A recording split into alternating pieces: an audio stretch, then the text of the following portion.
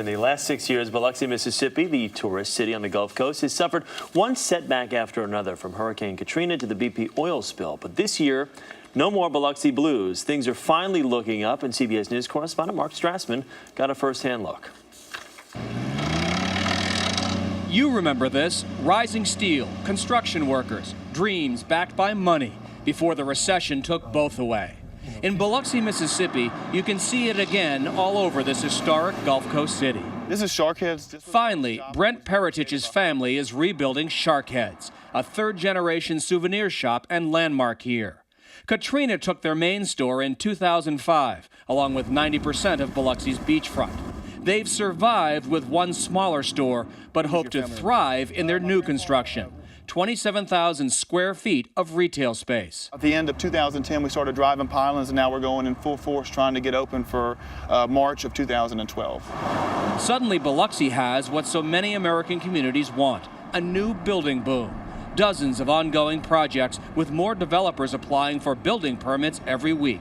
It's not the number of projects here that's striking, it's their size and value. Roughly $300 million worth since late last year. That's almost triple the value of new construction Biloxi has seen each year during this recession. This brings another element to Biloxi that we've really needed. Jerry Creel, the community development director here, showed us Biloxi's biggest new project, Margaritaville, Jimmy Buffett's vision for a $44 million restaurant and casino. But there's more. We have a little bit of everything. We have restaurant, we have retail, we have a super Walmart under construction, but all of it adds up.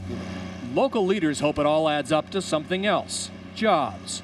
Margaritaville alone is expected to create up to 650 jobs. Good news for a city battling a 9.3 unemployment rate.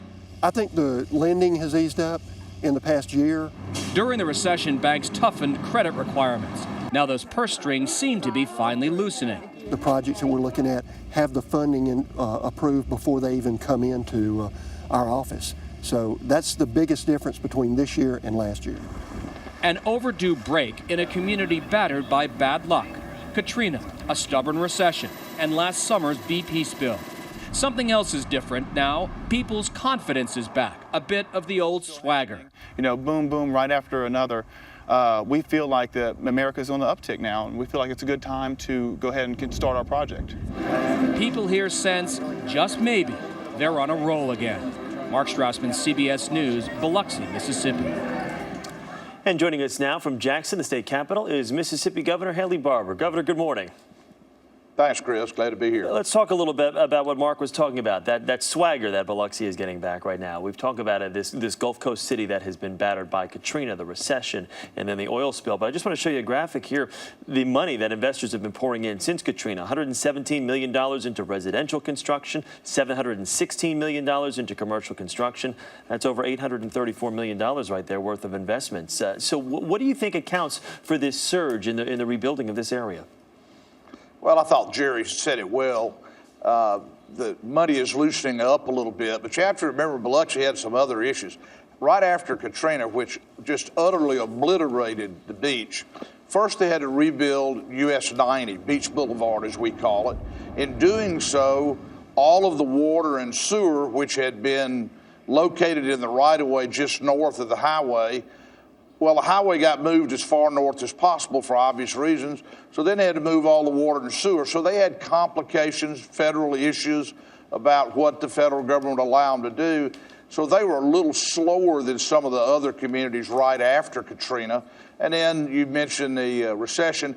And then the oil spill, while it wasn't an environmental disaster for Mississippi's Gulf Coast, because we were cleaning up what oil we got every day when it got here, it was a huge economic disaster because it crushed our tourism business. And Biloxi is a wonderful world-class destination resort, and it paid the price. Are you surprised that it has made the comeback that it has with all that you talk about there? That sounds like a lot for one city to take. I'm not really surprised at all. I watched the people of the Mississippi Gulf Coast after Katrina, and they're strong, tough, resilient, self-reliant people. And a lot of people down there would say, well, Biloxi actually came back a little bit more slowly because it had some issues other places didn't. But it's blowing and going now. Were any investors a little reticent about coming back to the area with the quote? I mean, it just seems as though you've been hit with some bad luck there the last 6 years. Well, a big issue is insurance. Insurance against the mega disaster is something that you get from the federal government, from flood insurance, and those issues had a lot of effect on people, particularly in the first couple of years after Katrina, not just in Biloxi, but all across the coast. So that was an impediment, and as people got their insurance issues straightened out, then you got into, in 2007 and 8, the beginning of a serious recession that's still hurting some places, by the way. Well, you know, you've got this boom now in construction, like we've mentioned, but your unemployment rate, which Mark mentioned in his piece briefly, 9.3%, which is above the national average. How are you, I mean, what's the disconnect there with all the new jobs that are being created and all this construction, but you still have this high unemployment rate? Well, I'll tell you, if you look, there are 3 counties on the Gulf Coast. Biloxi's in Harrison County. The other 2 are Jackson and Hancock.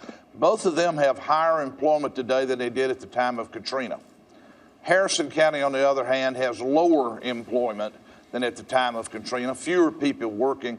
I think part of it is that the gaming industry has not come back as fast and as strong, and that's not unique to Mississippi if you look at Las Vegas, Atlantic City, and other places. So gaming doesn't employ as many people. Statewide, we're about 2% below record employment, so we're still pushing to try to get back to the record we set in 2008. Well, Governor, we thank you for taking the time. Good to talk with you this morning. Thank you, Chris. Governor Hayley Barbour, Mississippi.